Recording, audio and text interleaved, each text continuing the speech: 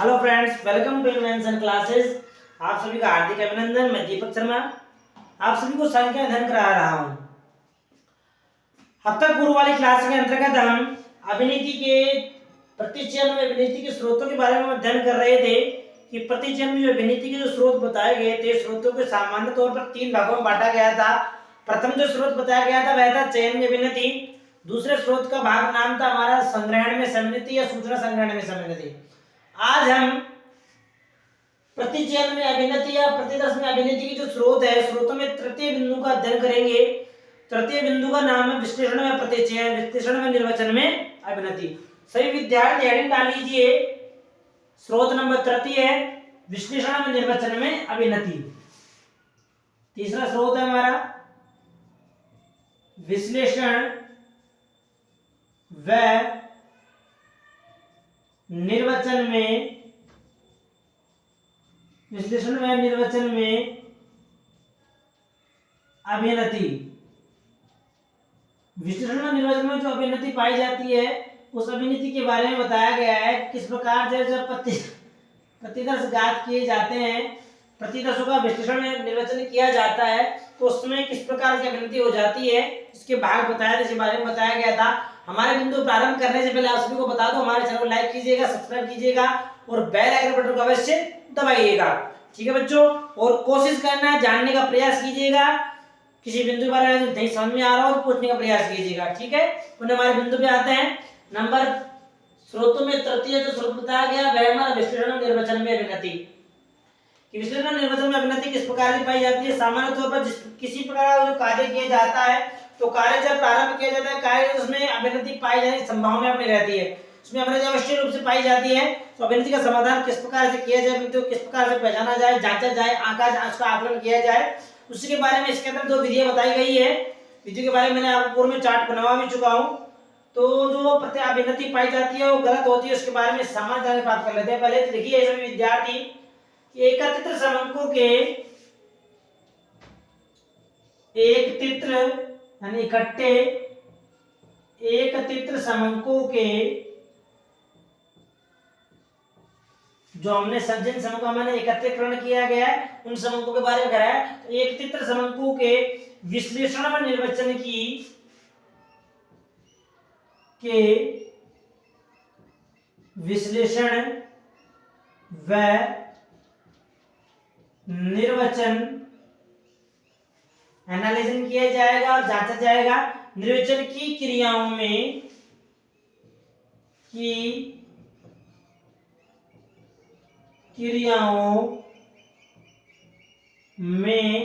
जो सांख्यिकी रीतियां प्रयोग में लाई जाती है, जिन रीतियों का प्रयोग किया जाता है क्रियाओं में, सांख्यिकी रीतियों का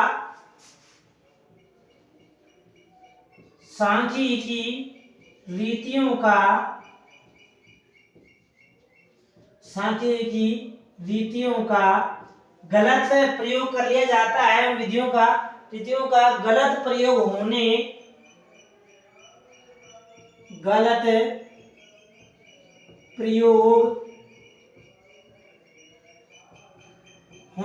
का जो गलत प्रयोग कर लिया जाता है, तो गलत प्रयोग होने व व्यक्तिगत पूर्वाग्रहों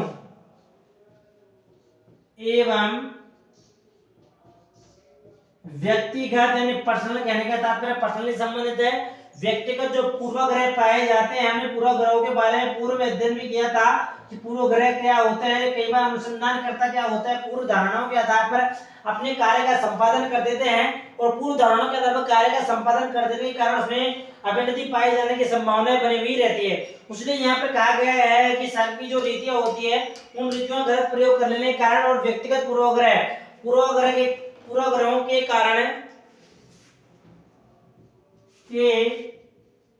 कारण अनुसंधान में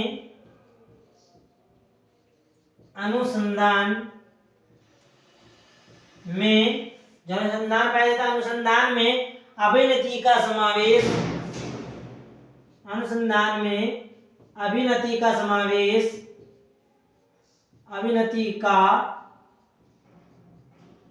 समावेश होता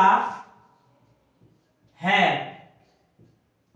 समझ आ गई पहले बात तो कि हमारे जो सांख्यिक अनुसंधान में जो अभिनीति पाई जाती है, अभिनीति क्यों पाई जाती है, इसके दो कारण बता दिए गए। यदि किसी व्यक्ति के द्वारा अनुसंधानकर्ता के द्वारा सांख्यिक विधियों का गलत प्रयोग कर लिया जाता है, या फिर व्यक्ति का जो पूर्वाग्रह होते हैं, पूर्वाग्रहों के कारण हमारे अनुसंधान कार्य के अंतर्गत अभिनीति पाई जाने की संभावना बनी हुई रहती है। सामान्य तौर पर जो विश्लेषण और निर्वचन के अंदर जो अभिनीति पाई जाती है, इस अभिनीति को प्राप्त करने के जानने के लिए दो स्रोत बताए गए हैं। तो लिखिए इसे विधि में या लिखो, इसके दो स्रोत बताए गए हैं, इसके दो स्रोत बताए गए हैं। दो स्रोत बताए गए हैं, कौन कौन से हैं? नंबर पहला जो स्रोत बताया गया है वह हमारा आपको पता भी हो, सभी विद्यार्थी प्रथम स्रोत बताया गया है अभिनीति सांख्यिक रीतियों का गलत प्रयोग करना, या ऐसे कह सकते हैं अनुपयुक्त सांख्यिक या सांख्यिकीय अनुपयुक्त सांख्यिकीय रीतियों का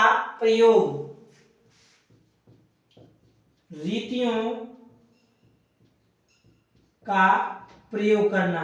यानी जो रीतियां अनुसंधान कार्य के लिए अनुपयोगी है, उन रीतियों के माध्यम से प्रतिदर्श का आकलन कर लेना, प्रतिदर्श का मापन कर लेना।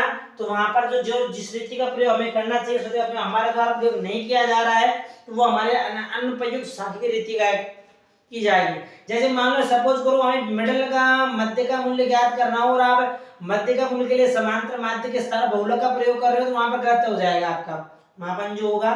तो इस प्रकार मापन नहीं किया जा सकता है। जो इस विधि का प्रयोग हमें करना चाहिए, उसी विधि के माध्यम से माध्य की गणना की जानी चाहिए। ठीक है बच्चों, तो देखिए इसके बारे में लिखाता है अनुपयुक्त जो सांख्यिकीय रीतियां जो प्रयोग किया जाता है, एक्सपेरिमेंट किया जाता है, उस रीति में क्या बताया गया है। मेरे साथ साथ लिखते हैं ना कि अनुपयुक्त सांख्यिकीय रीतियों अनुपयुक्त सांख्यिकीय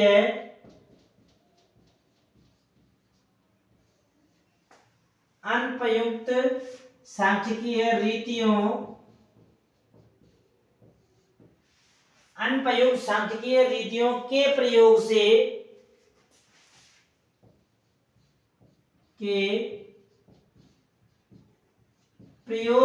जो उनका एक्सपेरिमेंट किया जाता है के प्रयोग से अभिनति हो सकती है, प्रयोग से अभिनति हो सकती है। अभिनति क्यों हो सकती है? जैसे उदाहरण के तौर पर बताया गया है, जैसे किन्हीं सूचकांकों के अंतर्गत है, जैसे हम कह सकते हैं जैसे भारांकित जो वेटेड एक्स बार हमारा जो है डब्ल्यू एक्स बार, कहने का तात्पर्य जो जैसे भारांकित समांतर माध्य के स्थान पर भारांकित समांतर माध्य, कहने का तात्पर्य ये हो गया बच्चों डब्ल्यू एक्स बार भारांकित समांतर माध्य के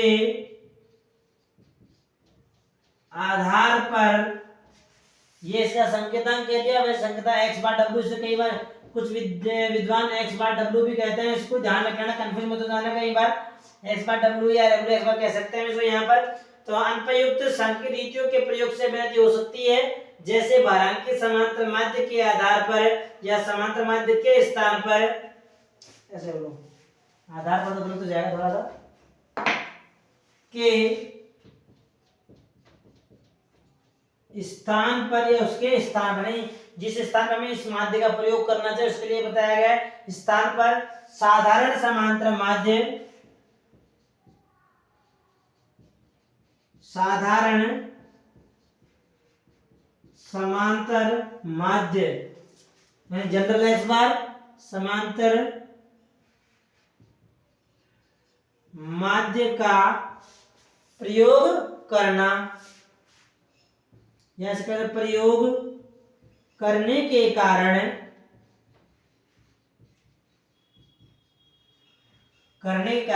उचित निष्कर्ष ज्ञात करने के लिए प्रयोग करने के कारण अभिनीति उत्पन्न हो सकती है, कारण अभिनीति हो जाती है, यानी अभिनीति हो जाएगी उसके अंदर आपने गलत सांख्यिक रीतियों का प्रयोग कर लिया गया हो तो, जैसे कि जैसे हमें सही निष्कर्ष ज्ञात करने के लिए हमें सही निष्कर्ष, सही मापन कहने का तात्पर्य है सही निष्कर्ष ज्ञात करने के लिए, ज्ञात करने के लिए जो सही निष्कर्ष ज्ञात किया जाएगा, तो सही निष्कर्ष ज्ञात करने के लिए अनुसंधानकर्ता को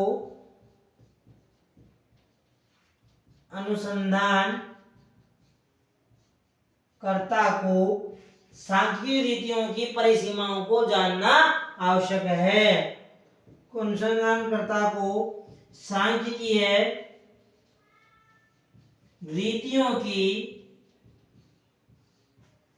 रीतियों की परिसीमाओं को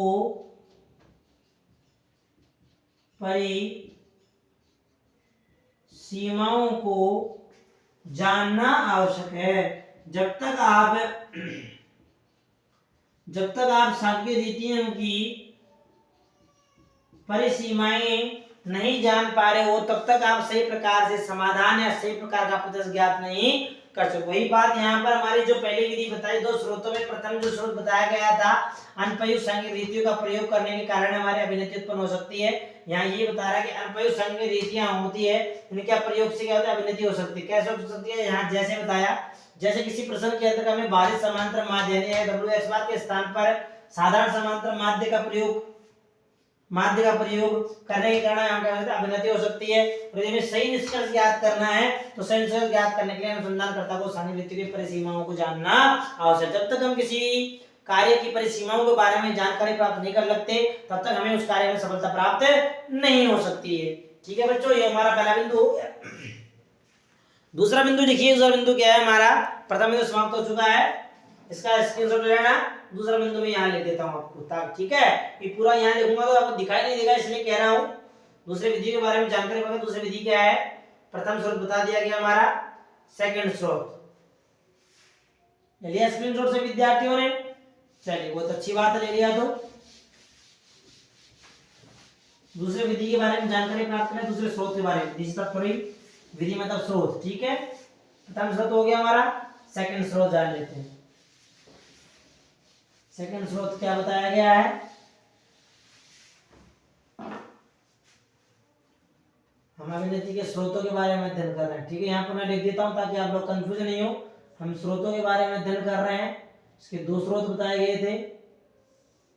प्रथम स्रोत के बारे में अध्ययन कर रहे हैं, प्रथम स्रोत का नाम भी लिखता हूँ यहाँ पर, आपसे दोबारा कंफ्यूजन नहीं हो, कोई विद्यार्थी लिखने से चूक गया हो, रह गया हो, उस विद्यार्थी का नाम लिख रहा हूँ यहाँ पर। प्रथम विधि का नाम जो था हमारा था अनुप्रयुक्त सांख्यिक रीतियों का प्रयोग। ठीक है विद्यार्थियों, अनुप्रयुक्त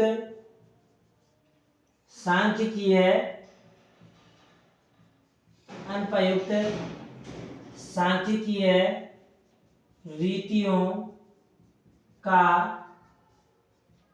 प्रयोग। दूसरा स्रोत जो बताया गया है, दूसरा स्रोत यहाँ लिख देता हूं जिसके बारे में अध्ययन कर। दूसरा स्रोत का नाम हमारा अनुसंधानकर्ता के पूर्वाग्रह, अनुसंधानकर्ता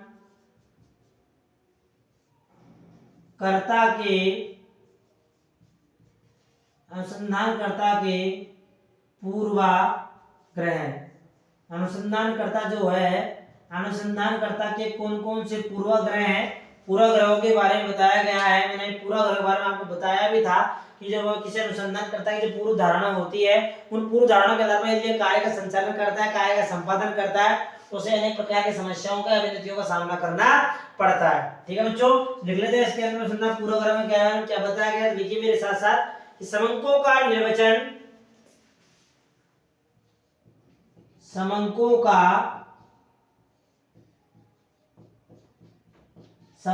का निर्वचन मानव द्वारा किया जाता है। समंको का निर्वचन मानव द्वारा किया जाता है। समूह का जो निर्वचन किया जाएगा या विश्लेषण जो किया जाएगा पूर्ण रूप से मानव के द्वारा किया जाएगा, और मानव के द्वारा यदि कोई भी कार्य किया जाता है, कार्य का संपादन किया जाता है, तो उस प्रकार के कार्य के अंतर अभिनति होने की पूर्ण रूप से संभावनाएं पाई जाती है। समूह का निर्वचन मानव द्वारा किया जाता है और एक ही बिंदु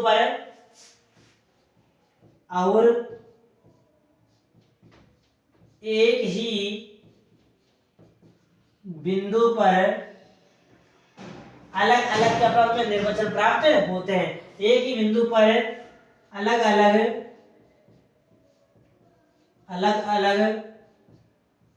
निर्वचन प्राप्त होते हैं। निर्वचन अलग अलग निर्वचन या रिजल्ट कह सकते हैं हम, निर्वचन प्राप्त होते हैं। यानी एक ही बिंदु पर, जैसे आप उदाहरण बता दो, जैसे रामायण आपने लोगों ने विद्यार्थी ने देखी होगी, सुनी होगी। रामायण के अंतर्गत उसी प्रकार जब लंका से माता सीता का आगमन हुआ था अयोध्या के अंतर्गत, तो राजा राम ने क्या किया था, राजा राम ने अपने नगर के अंतर्गत वेश परिवर्तित करके मुखोटा पहनकर, कहने का तात्पर्य मुखोटा पहनकर अपने साम्राज्य अपने राज्य के भ्रमण किया। उन्हें पता लगा, कुछ लोगों ने तो माता सीता की तारीफ की, अच्छे है राजा, बहुत अच्छा है, हमारा प्रजा, हमारे ही राजा इस काल में सभी प्रजा सभी सुखी लोग हैं। कुछ लोगों ने परिणाम निकाला, सब राजा है, ये लोग कुछ पता नहीं, सीता वहां लंका में रहे तो क्या हो गया, वो घटना घटित हो गई थी, ये दूर कैसे रह गई, सीता राजा को त्याग कर चढ़ गई, इत्यादि प्रकार के परिणाम प्रस्तुत या अभिनति कहने का तात्पर्य भ्रम उत्पन्न हो गए लोगों के मन के अंतर्गत, निर्वचन प्राप्त होते हैं। अतः निर्वचन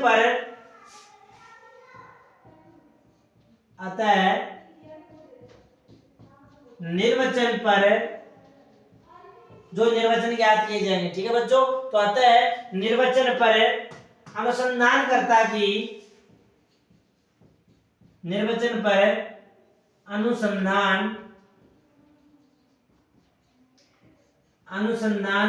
की जो अनुसंधानकर्ता होता है, अतः निर्वचन पर अनुसंधानकर्ता की पूर्व धारणाएं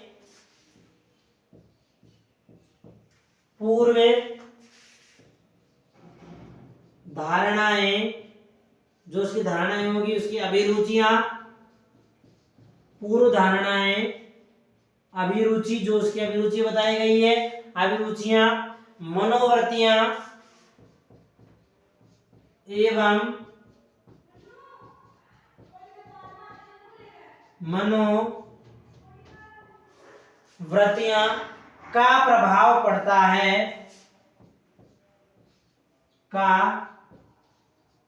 मनोवृत्तियों का प्रभाव पड़ता है। जो मनोवृत्तियां होती है उन मनोवृत्तियों का उसके ऊपर प्रभाव पड़ता है, जिस कारण जो हमारे रिजल्ट निकल के आते हैं, जो निष्कर्ष निकल के आते हैं, जिस कारण परिणाम, जो परिणाम प्रश्न, ठीक है, जिस कारण परिणाम कह दो, निष्कर्ष कह दो, जिस कारण निष्कर्ष में यथार्थकता नहीं पाई जाती है, निष्कर्ष यथार्थकता से दूर रहते हैं, ठीक है बच्चों, निष्कर्ष यथार्थकता से दूर रहते हैं। ये हमारे अनुसंधान पूर्वाग्रह के बारे में बात बता दी। जो अनुसंधान जब पूर्वाग्रह होते हैं, वे एक ही बिंदु पर अलग अलग मत प्रस्तुत हो जाने के कारण उस बिंदु के अंतर्गत या लोगों की रुचि, विरुचियां, मनोवृत्तियां, धारणाएं अलग अलग होती है, जिससे अभिनतियां उत्पन्न हो जाती है। अभिनति उत्पन्न होने से वास्तविक जो स्थिति होती है, मानव उस वास्तविक स्थिति से दूर हो जाते। जैसे राजा राम और माता सीता को भगवान का रूप अवतार थे, कहने का तात्पर्य तो लोग उन तथ्यों से अवगत हो चुके थे, यानी उनको भूल चुके थे, और वह भूल हो जाने के कारण हमारे समूहों में अभिनति पाई गई थी। ठीक है बच्चों, समझ में आ गया। ये हमारी दूसरी विधि हो गई, तो दूसरा स्रोत हो गया अनुसंधान के जो पूर्वाग्रह के स्रोत के बारे में। आगे चलते हैं, प्रमुख विद्वान रहे हमारे वर्नर ने भी अपने कुछ अभिनीति बताई है। प्रोफेसर वर्नर के अनुसार अभिनीति के स्रोत, ध्यान डालने से विद्यार्थी प्रोफेसर वर्नर हर्ष के अनुसार अभिनति के, जो अभिनति पाई जाती है, अभिनति के स्रोत, कौन कौन से स्रोत बताया वर्नर हर्ष ने। अभिनति जो होती है, सामान्य तौर पे हमने 3 प्रकार के स्रोतों के बारे में अध्ययन कर ही लिया। प्रोफेसर हर्ष ने स्रोत में भी, इन्होंने भी लगभग 10 प्रकार के अभिनति के स्रोत बताए हैं। नंबर 1 सभी का अध्ययन कर लेते हैं। बिंदु बिंदु के बारे में कौन कौन से। नंबर 1 है अप्रतिनिधि उत्तरदाता या इकाइयां। पहला स्रोत क्या बताया गया है बच्चों? प्रतिनिधि, यानी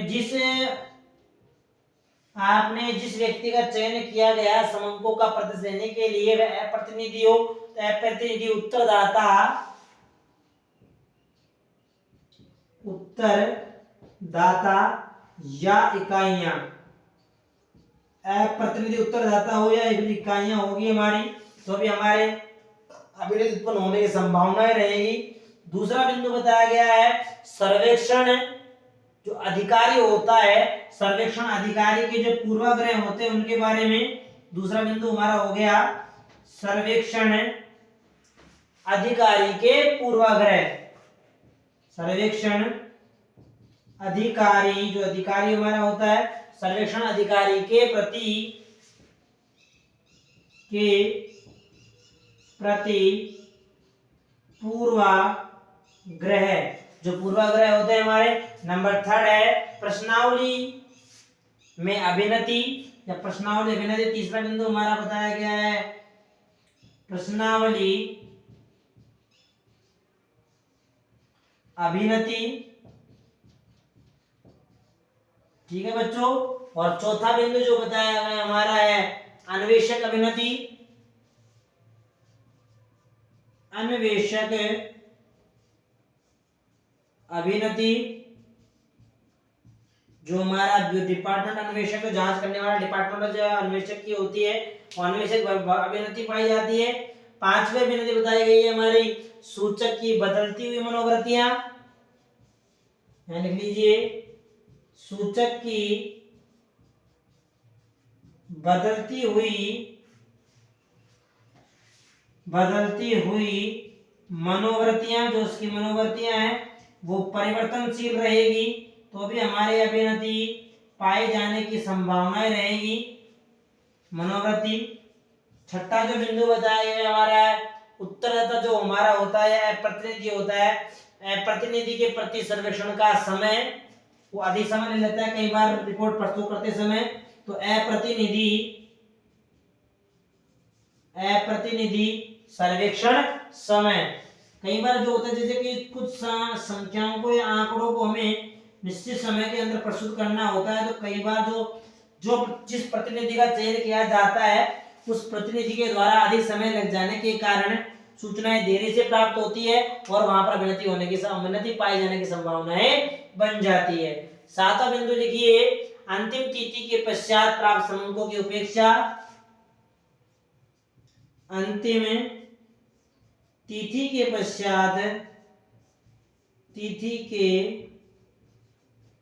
पश्चात प्राप्त समंकों की उपेक्षा। प्राप्त समंकों की उपेक्षा। नंबर 8वां बिंदु बताया गया हमारा उत्तरों की अप्राप्ति। कई बार हमें जो उत्तर हमें प्राप्त करने होते हैं उत्तर पूर्ण रूप से प्राप्त नहीं हो पाते, तो उत्तरों की अप्राप्ति। 9वां जो बताया गया है हमारा है अनुपयुक्त सांख्यिकीय रीतियां। अनुपयुक्त जो सांख्यिकीय रीतियां होती है, तो अनुपयुक्त सांख्यिकीय रीतियों का प्रयोग कर लेने के कारण भी समंकों में अभिनति पाई जाने की पूर्ण रूप से संभावना रहती है। और अंतिम 10वां बिंदु बताया गया है अन्वेषक की पूर्व धारणाएं व पक्षपात। लिख लीजिए अन्वेषक की पूर्व जो धारणाएं होती है उसकी अन्वेषक की पूर्व धारणाएं एवं पक्षपात। वह कई बार आंकड़ों को, सूचनाओं को या प्रतिदर्श प्रस्तुत करते समय भेदभाव उत्पन्न कर देता है। तो भेदभाव उत्पन्न कर देने के कारण भी हमारे सूचकों के अंतर्गत सूचनाओं में गलतियां, अभिनति पाई जाने की पूर्ण संभावनाएं बन रहती है। उपयुक्त ये कारण अभिनति के बताया, पुनः रिपीट कर रहा हूं एक बार। प्रोफेसर वर्नर हर्ट्ज के अनुसार अभिनति के 10 प्रकार के स्रोत बताए गए हैं। प्रथमतः अप्रतिनिधि उत्तरदाता की इकाइयां, नंबर 2 सर्वेक्षण अधिकारी के प्रति पूर्वाग्रह, नंबर 3 प्रश्नावली अभिनति, नंबर 4 बता अन्वेषक अभिनति, नंबर 5 सूचकों की बदलती हुई मनोवृत्तियां, नंबर 6 अप्रतिनिधि सर्वेक्षण समय, नंबर 7 अंतिम विधि के या अंतिम तिथि के पश्चात प्राप्त अंकों की उपेक्षा, नंबर 8वां है उत्तरों की अप्राप्ति होना, नंबर 9वां है अनुपयुक्त सांख्यिकी रीतियों का प्रयोग करना, और अंतिम 10वां बिंदु है अन्वेषक की पूर्व धारणाओं में पक्षपात होगा। अन्वेषक की पूर्व धारणा पक्षपात होने के कारण भी अवनति पाई जाने की संभावनाएं बनी हुई रहती है। हमारे 10 बिंदु हो चुके हैं। अगला बिंदु चलेगा हमारा जो सूचकों अभिनतियों के अंतर्गत जो गलतियां पाई जाती है, इन गलतियों को दूर करने के या इनकी रोकथाम के लिए हमें क्या करना चाहिए। तो हाँ, सभी विद्यार्थी इसका स्क्रीनशॉट लेना और अगला बिंदु डाल लीजिए, अभिनति की रोकथाम। आप अभिनति को किस प्रकार से रोक सकते हो, समझ आ गया। स्रोत समझ में आगे से विद्यार्थी स्रोत क्या होते हैं अभिनति के, ये प्रमुख रूप से स्रोत बताए गए हैं। वर्नर हर्ट्ज ने भी स्रोत बता दिया। ठीक है बच्चों, इसके समझना है इसका सभी विद्यार्थी एरिया। चलो बहुत अच्छी बात है नाले से विद्यार्थी अभिनति ये जो स्रोत होते हैं, इन स्रोतों को किस प्रकार से अभिनतियों को किस प्रकार रोका जाता है। अभिनति की रोकथाम प्रमुख बिंदु दिखा देता हूं, कौन कौन से रोकथाम के लिए कौन कौन से उपाय करने चाहिए, उन बिंदुओं के बारे में या कौन कौन से बिंदु बताए गए। ठीक है बच्चों, बहुत अच्छी बात है। कुछ विद्यार्थी कमेंट के माध्यम से पिछली क्लास के बारे में बताया, अभी तक समझ में आ रहा है, अच्छा लगा। चलिए हेडिंग डाले से विद्यार्थी अभिनति की रोकथाम, अभिनति की रोकथाम। अभिनति किस प्रकार रोका जा सकता है। अभिनति की रोकथाम, अभिनति को किस प्रकार से रोका जा सकता है। अभिनति को निम्न बिंदुओं के आधार पर अनुसंधान कार्य में, ऐसे लिख लो मेरे साथ साथ, ठीक है बच्चों। अनुसंधान कार्य में अभिनति को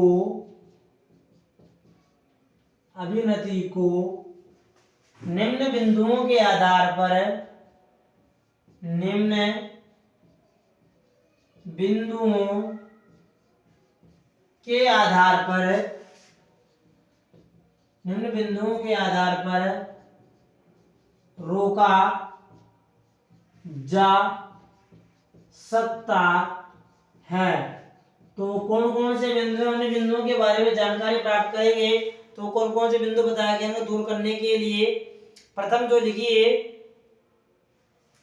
कि प्रतिदर्श चुनाव की प्रक्रिया को, प्रतिदर्श चुनाव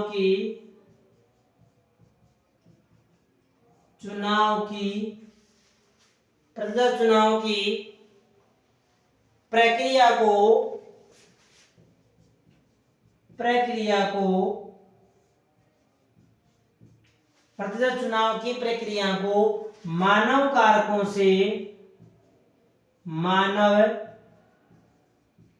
कारकों से मुक्त रखना। कहने का तात्पर्य है कि जो प्रतिदर्श का चुनाव किया जा रहा है, तो चुनाव की प्रक्रिया के अंतर्गत मानव जो कारक होते हैं, उन कारकों से जो मुक्त रखा जाना चाहिए, ताकि गलती होने की संभावनाएं कम रहे। कहने का तात्पर्य कुल मिला के ये हो गया कि जिस मानव के द्वारा प्रतिदर्श लिया जा रहा है, पहले उस मानव के बारे में जांच कर लेनी चाहिए कि वह व्यक्ति ये प्रतिदर्श का चयन सही कर सकता है नहीं है। जो प्रतिदर्श वह ले रहा है, वह प्रतिदर्श सभी इकाइयों का नेतृत्व करने वाला होगा या नहीं, इसका भी चयन पूर्ण रूप से कर लेना चाहिए।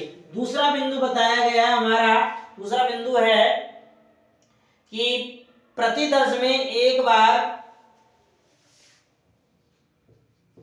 प्रतिदर्श में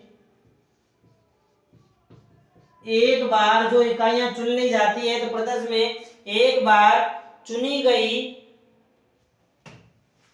एक बार में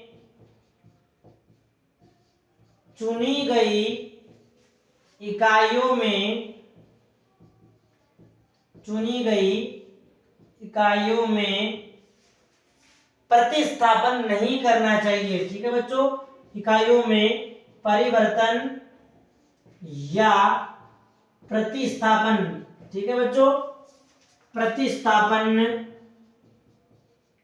स्थापन नहीं करना चाहिए, नहीं करना चाहिए। कहने का तात्पर्य एक बार यदि आपने प्रतिदर्शों का चयन कर लिया तो बार बार उन समंकों को, इकाइयों को देखने के आधार पर उन्हें प्रतिस्थापन इकाइयों का, प्रतिदर्श इकाइयों का परिवर्तित नहीं करना चाहिए, वो यथावत एक बिंदु पर ही रखना चाहिए, उसी के आधार पर तथ्यों के बारे में जानकारी प्राप्त कर लेनी चाहिए। तीसरा बिंदु लिखिए कि प्रतिदर्श इकाई, प्रतिदर्श में संबंधित, प्रतिदर्श में सम्मिलित इकाइयों की, प्रतिदर्श में सम्मिलित इकाइयों की सूचनाओं के बारे में संपूर्ण जानकारी प्राप्त कर लेनी चाहिए। यानी प्रतिदर्श इकाइयां जो ली है, जिन इकाइयों को सम्मिलित किया गया है, उन इकाइयों के विषय में, इकाइयों के विषय में पूर्ण सूचनाएं संग्रहित कर लेनी चाहिए, संग्रहित कर लेनी चाहिए। यानी जो प्रतिदर्श आप एकत्र कर रहे हो, जिस प्रतिदर्श का आपने चयन कर लिया गया है, उस प्रतिदर्श के बारे में संपूर्ण रूप से सूचनाएं आपको कलेक्ट कर लेनी चाहिए, ताकि आपके परिणाम में अवनति नहीं पाई जाए। तीसरा बिंदु यही बताया गया है। चौथा बिंदु जो लिखाया गया है वह है हमारा प्रश्नावली, प्रश्नावली सरल, प्रश्नावली सरल, स्पष्ट व सुग्राही होनी चाहिए। यानी हर प्रकार का व्यक्ति उसे समझ जाए आराम से, प्रश्न जटिल भी नहीं होने चाहिए, यानी प्रश्न में क्या पूछा गया है उसके बारे में स्पष्ट सूचना हो जानी चाहिए, ताकि मानव पढ़ने के आधार पर उसके बारे में संपूर्ण रूप से जानकारी प्राप्त कर सके और सही प्रकार के उत्तरों को वह दे सके। ठीक है, ताकि आपकी अभिनति नहीं हो सके। और पांचवा बिंदु बताया गया हमारा अनुसंधान, अन्वेषक एवं अनुसंधानकर्ता, अन्वेषक एवं अनुसंधानकर्ता, अनुसंधानकर्ता निष्पक्ष, बिना किसी भेदभाव करने वाला होना चाहिए, निष्पक्ष, अनुभवी व पक्षपाती, अनुभवी होना व पक्षपाती नहीं होना चाहिए, नहीं होना चाहिए। यानी भेदभाव करने वाला अनुसंधानकर्ता नहीं होना चाहिए, वह बिना किसी निश्चय छल कपट के परिणाम से प्रकार से प्रस्तुत कर देने चाहिए। और अंतिम जो छठा बिंदु बताया गया हमारा है कि विश्लेषण और निर्वचन में उपयुक्त विधि अपनानी चाहिए। ठीक है बच्चों, कि प्रतिदर्श विश्लेषण व निर्वचन में, विश्लेषण व निर्वचन में सही विधि का या उपयुक्त विधि का, सही विधि का प्रयोग करना चाहिए, सही विधि का प्रयोग करना चाहिए। जो वास्तविक सही विधि होगी उस विधि का प्रयोग ही करना चाहिए। हमारे 5 प्रकार की ये अभिनति को रोकने के रोकथाम के उपाय बताए, 6 उपाय बताए गए हैं। प्रथम उपाय चुनाव परिणाम मानव कारकों को मुक्त रखना। दूसरा है इकाइयों में परिवर्तन नहीं करना। तीसरा बताया विषय की पूर्ण सूचना प्राप्त होना। चौथा बताया गया है प्रश्नावली सरल स्पष्ट सुग्राही होना। पांचवा बताया अनुसंधान करता निष्पक्ष अनुभवी होना, पक्षपाती नहीं होना। और अंतिम छठा बताया विश्लेषण निर्वचन में सही विधि का प्रयोग होना। ये 6 प्रकार के कारकों का प्रयोग करने के आधार पर इन्हें 6 प्रकार के रोकथाम के उपायों को आधार मानकर विद्यार्थी, अध्यापक या अनुसंधानकर्ता, शिक्षक कोई भी व्यक्ति हो वह अभिनति से बचा जा सकता है इन कारकों को अपनाने के माध्यम से। ये हमारे अभिनति के बिंदु समाप्त हो चुके हैं। आगे आने वाली क्लास में प्रायिकता या प्रोबेबिलिटी के बारे में अध्ययन करेंगे। ठीक है विद्यार्थी, तैयार रहना नेक्स्ट क्लास के लिए। आज के लिए इतना ही, इसका स्क्रीनशॉट ले लेना। मिलते हैं अगली क्लास के अंतर्गत। मिलने से पहले आप सबको बता दो आज के थोड़े बारे में कि हमारे चैनल को लाइक कीजिएगा, सब्सक्राइब कीजिएगा, बेल आइकन बटन अवश्य दबाइएगा। आज का थॉट यही रहेगा कि विद्यार्थी को प्रयास अवश्य करना चाहिए, प्रयास से कभी मुंह नहीं फेरना चाहिए। ठीक है बच्चों, मिलते हैं अगली क्लास में। इसका स्क्रीनशॉट लेना चाहिए विद्यार्थी एक बार। हो गया? ठीक।